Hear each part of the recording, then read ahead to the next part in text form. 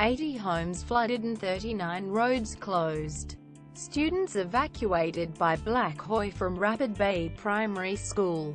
Waterfall Gull underwater. Release of Trump's health records backfires. The adorable baby panda. The crow's fanatic with 65 jumpers. Victoria is bracing for further chaos after heavy rain battered the state, with forecasters predicting another widespread drenching next week for eastern Australia. SES Victoria spokesman Stefan Delatovic said even a small amount of rain could spell disaster for already soaked areas, with some experiencing their biggest rainfalls in a century. There's a lot of water from these rains which started last week, he told News.com. The rain has eased for now and there will be more rain over the weekend, but the main concern is for further rain next week. There's just nowhere for the water to go. Water levels will go down in certain areas, but where depends on the coming forecast, Mr. Delatovic said. With more than 280 road closures, 26 flood warnings across the state, 3 of which are major, it was vital people took extra care. The flood chaos could not have come at a worse time for the state with the approach of school holidays. Mr. Delatovic said the worst affected areas were western and central areas of the state. Charlton is the main concern for today, with the Avoca River due to peak.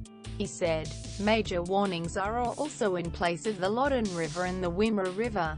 He said there had been 17 rescues over the past week and stressed the importance of people avoiding flood areas at all costs. We can't underestimate how dangerous even a small amount of water is, he said. Just 15 centimeters is enough to carry a car away.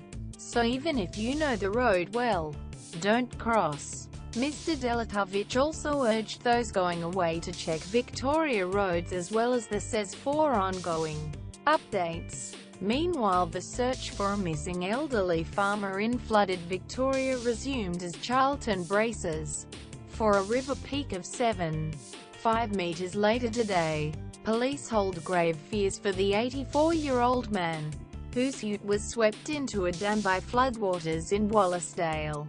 Police divers scoured the dam and nearby areas yesterday after the ute was found submerged on Wednesday afternoon. They believe the farmer was not in the car at the time. The Avoca River is expected to peak just short of the 7.9 meters peak at the town during the September 2010 flood. By 6 p.m. last night the river had reached 7.13 meters and was still rising. 10 homes remained at risk of flooding. Emergency Management Commissioner Craig Lapsley said. While rain has eased, Mr. Lapsley yesterday warned barely a patch of Victoria was untouched by the drenching the state has received over the past few days.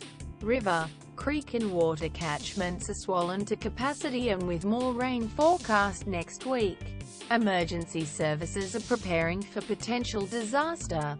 This is not going away, he said. We are calling this the floods of September 2016. We are expecting it to be a significant event. The state is saturated. We're now seeing most of our rivers in some sort of flood, Mr. Lapsley said. With water at current levels, there were concerns with what impact more rain would have. Next week's weather is concerning. If we get 20 millimeters when we have reservoirs full, dams full and rivers full, that's a concern, he said. That's our next problem to face. We are trying to get a good understanding of the weather and the change in the weather pattern that has potential to bring rain with it. Footage between Lorne and Apollo Bay. A video posted by Hodgeka at Hodgeka on September 13, 2016 at 5:04 p.m. PD. South Australia and Victoria have borne the brunt of torrential rainfalls over the past few days. 80 homes have been flooded and 39 roads remain closed after torrential rain and gale force winds battered the Adelaide Hills, causing millions of dollars in damage. but Weather Zone meteorologist Ben Domenzino told news.com.au more rain was certainly on the way. He said the next systems were a cause for concern. A cold front moving across the Bight will hit western Victoria on Saturday, he said, while modelling predicts up to 10 mm to 20 mm of rain. Mr. Domenzino said this would be enough to cause widespread flooding.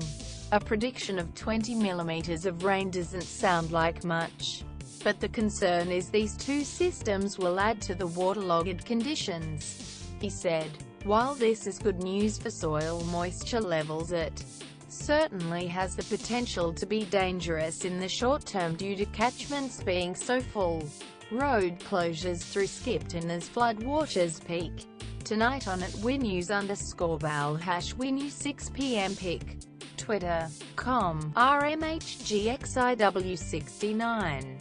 In South Australia, residents began the clean-up yesterday.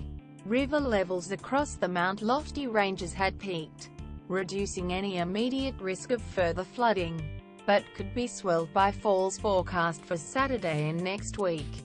Some centres in the Adelaide Hills, on the Fleurieu Peninsula and on Kangaroo Island had their wettest September day on record on Wednesday, copping more than 100 mm. That led to flooding across a wide area, with the towns of Aldgate, Bridgewater and Handorf and Adelaide's eastern suburbs the hardest hit. With the weather is changing so fast that the new extremes being felt around the world might actually threaten human civilization itself. Welcome to the new terrifying world of global weirding.